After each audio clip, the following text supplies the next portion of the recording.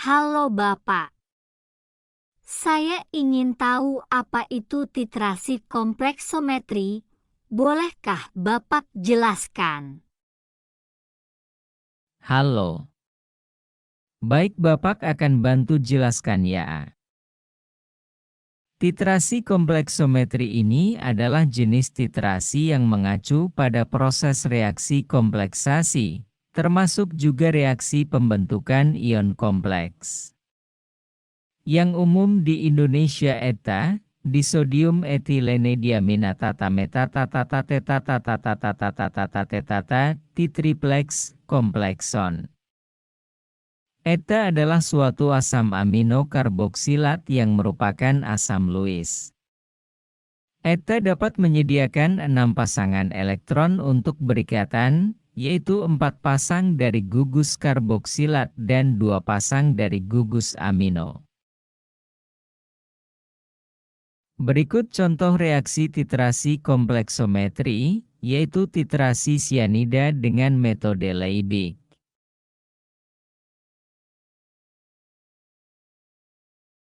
Kompleksometri bekerja apabila terjadi pembentukan ion-ion kompleks antara senyawa yang dijadikan indikator dan senyawa yang hendak diukur. Jika proses titrasi sudah selesai, maka indikator akan berubah warna menjadi bening.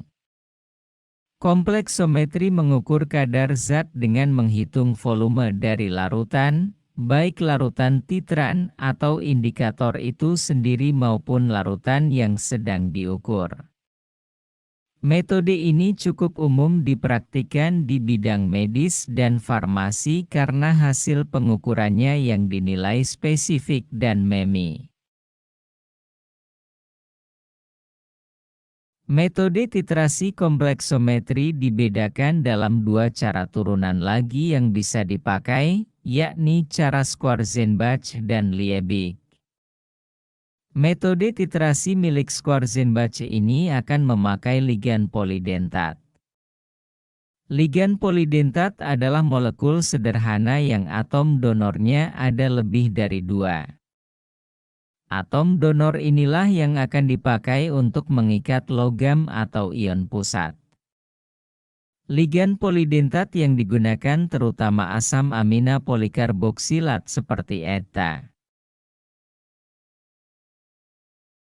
Metode Liebig menggunakan ligan monodentat, yakni molekul sederhana yang hanya memiliki atom donor tunggal. Dalam metode ini, perak nitrat, AgNO3, bertindak sebagai titran. Cara ini umumnya dipakai untuk menentukan kadar sianida dalam suatu sampel. Analisis kimia dengan menggunakan metode Liebig ini dapat dilakukan dengan penambahan sedikit demi sedikit larutan perak nitrat ke dalam larutan yang mengandung sianida. Apakah ada faktor yang mempengaruhi titrasi kompleksometri, Pak? Faktor yang mempengaruhi titrasi kompleksometri. 1. Suasana terlalu asam proton yang dibebaskan pada reaksi yang terjadi dapat mempengaruhi pH, di mana jika H yang dilepaskan terlalu tinggi, maka hal tersebut dapat terdisosiasi sehingga kesetimbangan pembentukan kompleks dapat bergeser ke kiri, karena terganggu oleh suasana sistem titrasi yang terlalu asam. 2. Suasana terlalu basah. Bila pH sistem titrasi terlalu basah, maka kemungkinan akan terbentuk endapan hidroksida dari logam yang bereaksi. MnN, OH, M, OH, N sehingga jika pH terlalu basah, maka reaksi kesetimbangan akan bergeser ke kanan, sehingga pada suasana basah yang banyak akan terbentuk endapan. Jenis titrasi kompleksometri. 1. Titrasi langsung. Titrasi ini dapat dilakukan terhadap sedikitnya 25 kation dengan menggunakan indikator logam. Reaksi pembentukan kompleks, seperti sitrat dan tartrat, sering ditambahkan untuk pencegahan endapan hidroksida logam. 2. Titrasi kembali. Titrasi ini digunakan apabila reaksi antara kation dengan eta lambat atau apabila indikator yang sesuai tidak ada. Larutan logam ditambahkan larutan standar eta berlebih dan kemudian dibuffer. Kelebihan larutan standar eta dititrasi kembali dengan larutan standar ion logam lain. 3. Titrasi substitusi. Titrasi ini berguna bila tidak ada indikator yang sesuai untuk ion logam yang ditentukan. Misalnya, larutan ion logam yang dapat membentuk kompleks My N4 yang lebih stabil dari ion logam lainnya. 4. Titrasi tidak langsung. Penentuan sulfat dengan menambahkan larutan baku barium berlebihan dan menitrasi kelebihan tersebut dengan eta. 5. Titrasi alkalimetri, menambahkan larutan Na2H2Y berlebihan kepada larutan analit yang bereaksi netral. Ion hidrogen yang dibebaskan dititrasi dengan larutan baku basa.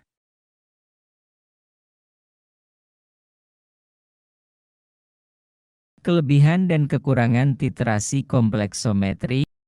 Eta stabil, mudah larut dan menunjukkan komposisi kimiawi yang tertentu.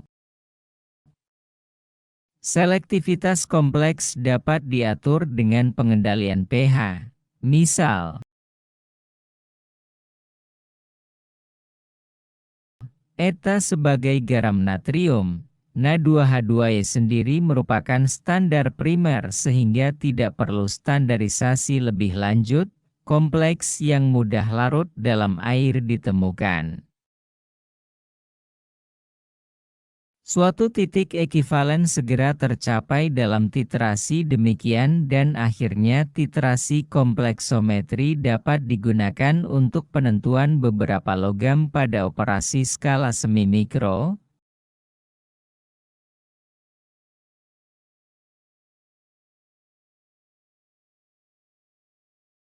Kekurangan titrasi kompleksometri. 1. Titrasi pengkompleksan tidak dapat menggunakan ligan unidentat. 2. Metode titrasi pengkompleksan harus mempertahankan pH larutan.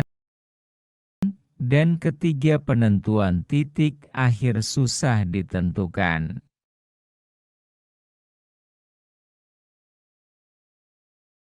Lalu apa saja kegunaan titrasi kompleksometri, Pak? Jadi kegunaan titrasi kompleksometri, salah satunya untuk menentukan atapulgite dalam tablet A. Atapulgite dapat dititar dengan eta 0,05 m.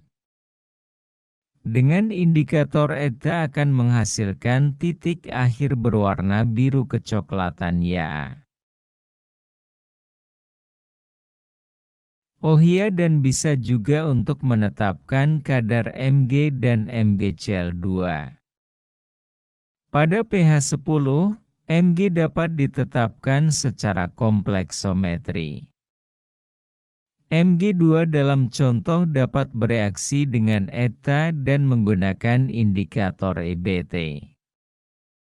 Mg dan EBT membentuk senyawa rangkai yang berwarna merah anggur, larutan penunjuk yang bebas berwarna biru. Pada pH Juli 11 warna larutan pada titik akhir berubah dari merah menjadi biru.